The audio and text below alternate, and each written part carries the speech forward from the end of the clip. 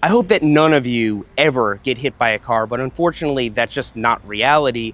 If a million cyclists watch this video, it's very likely that several thousand of them will collide with a motor vehicle in some way in a year's time. I can't prevent it, nor can I offer any medical advice. That's for first responders and doctors to determine. I can tell you about the other part though, the part that almost nobody ever talks about. Back in 2014, I separated my shoulder, and at the time it was kind of a big deal. I had to get x-rays, MRIs, consultations, and physical therapy, and when all was said and done, my health insurance company tried to stick me with 5 figures worth of bills that presumably they were supposed to cover.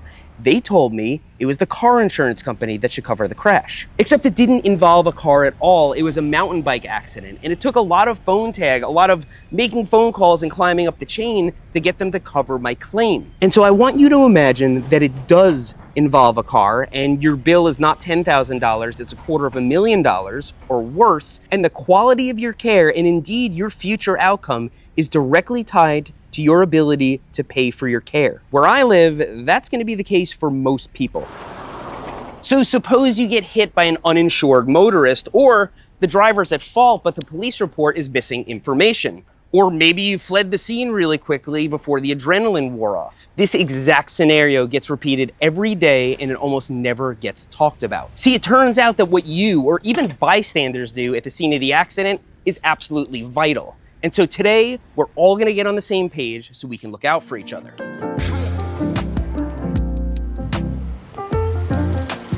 Let's start with something many of us already suspect. Drivers do not know the bike laws. And in their defense, bike laws vary wildly from state to state and even city to city. And when a police officer does arrive at the scene, they presumably do know the local laws, but they might have a lot on their plate. They might be all alone and they're trying to make sure that you're safe. They might need to call an ambulance or make sure the driver is not drunk. Their order of priorities do not necessarily include your future medical debt. And they know that in the end, most bicycle accidents end up being civil matters, kind of like fender benders, and so they often get treated like fender benders. Now, I'm not trying to throw cops under the bus here, because at the end of the day, when all is said and done, it's going to be an insurance company that tries to deny you payment for your care. But most of the information you'll need will be on a police report, and not all police reports are created equal. Now, you personally might not be a litigious person, but if you're stuck with a spinal injury due to someone else's negligence, you're gonna want all the documentation you can get. And oftentimes it's gonna be up to you or somebody else at the scene to make sure that you have everything on the police report. Now, I'm not law enforcement or a lawyer, but my friend Ann Groninger is actually a bicycle attorney, and she had this to say about the police report. You have all this adrenaline going, so oftentimes people that have just been in a crash aren't really the best judge of whether they need help. But regardless of that, if you don't call 911, it makes it 100 times harder to make an insurance claim if it turns out that you do have damage. If there are witnesses, even if they didn't see the crash, even if they show up afterwards and say, "Oh, are you okay?" Get their names, because they may have relevant information. What I always tell people is at the scene to give very general information. For example, I was riding my bike down the road and this driver pulled out of the driveway and ran right into me. And I'm not saying it because I want people to withhold information, but I find that 99% of the time the details are wrong. So we'll go back out to the scene and I'll look at what the person told the police officer, and we start looking at measurements and things, and it couldn't possibly have been that way. But now it's locked in their report in writing that you said this. It's going to make it much more difficult to prove that you were not at fault or the other person was at fault. And so I'm going to say it again, we all need to look out for each other as bicyclists. You and all your riding buddies need to get on the same page and then hope you never need this information. But it is true that a lot of us ride alone, especially those of us that commute by bike.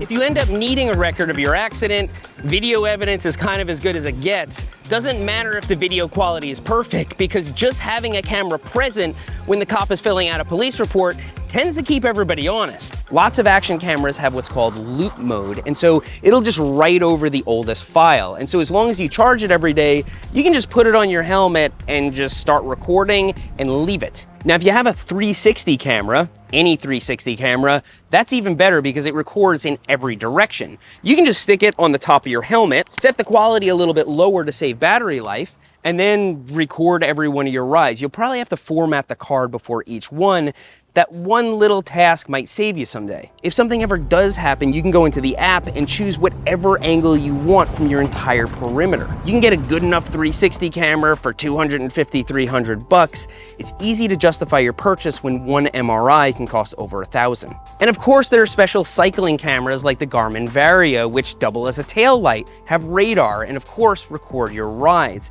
And if you think all of this is too big of a pain for anybody to do, you're wrong. Search on YouTube, there are thousands of videos from people who record all of their rides. And so as an added bonus, you might capture something that could end up paying for the camera. But even if you don't have an action camera, everybody is carrying a camera with them.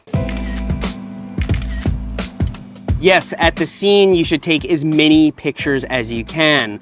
The car, the street, your bicycle, everything you can find. Maybe it's you taking the pictures, or maybe it's somebody you're with who's looking after you.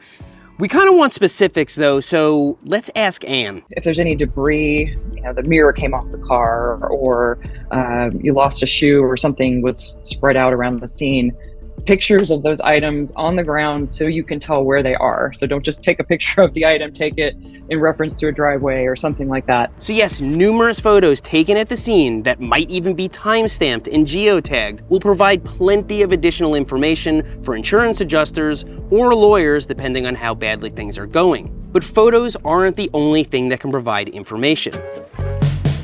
See, in any type of bicycle accident, the paramedic might ask for your physical helmet because it can provide them a lot of information about the crash. But when you're in a crash involving a motor vehicle, you're gonna want more than the physical helmet. You probably wanna save your bike even if it's all cracked up, and probably any type of gear or clothing you had on.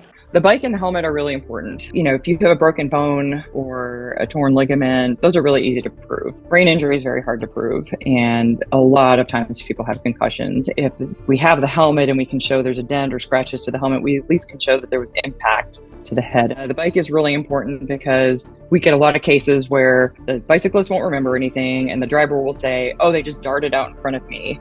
Well, then I see the damage to the bicycle and the damage to the car, and the damage to the car is on the windshield, the damage to the bicycle is or the rear wheel being smashed in. Most of the time that's inconsistent with somebody darting out in front of them because they would have been hit straight on from behind. People are always wanting to get their bikes fixed right away, and I just tell them, if you want a case, you can't get your bike fixed yet. Now in a moment, I'm gonna give you a checklist, a cheat sheet you can leave on your phone in the event you get in an accident. But first, I wanna revisit something that I mentioned earlier in the video, the fact that drivers oftentimes don't know the law. And so there's signage and sharrows in the roads so that drivers presumably can see that bicyclists are allowed there and understand the law just a little bit. But according to People for Bikes, these only provide perceived safety. They don't actually make bicyclists safer. The only thing that actually makes you safe is a protected bike lane like the one we're on right now. Now, while I appreciate any effort that a city makes for bicyclists, sharrows are often confusing. Drivers think that they're bike lanes, and so they try and squeeze past you in the limited amount of space there is.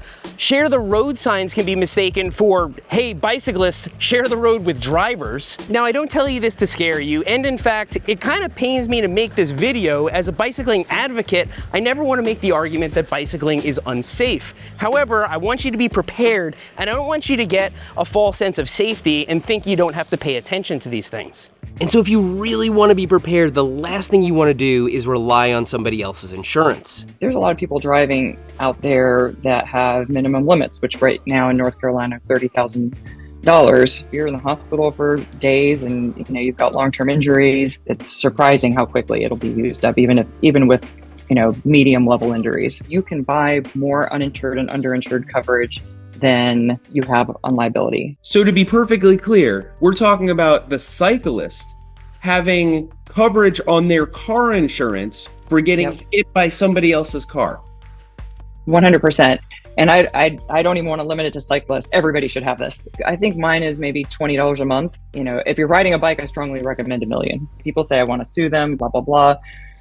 It's pretty rare that people have assets worth suing over more than what they're insured for. The driver's $50,000 coverage, and your damages are greater than that, but you use your Blue Cross Blue Shield. Suppose they pay $40,000 Blue Cross Blue Shield, they're going to want that 40 back. So what does that leave you? You know, sometimes people have to hire help around the house or can't mow their lawn, so they have to hire a lawn service. So I'm going to call my car insurance company and check to see what my uninsured motorist coverage is and make sure it's $1 million.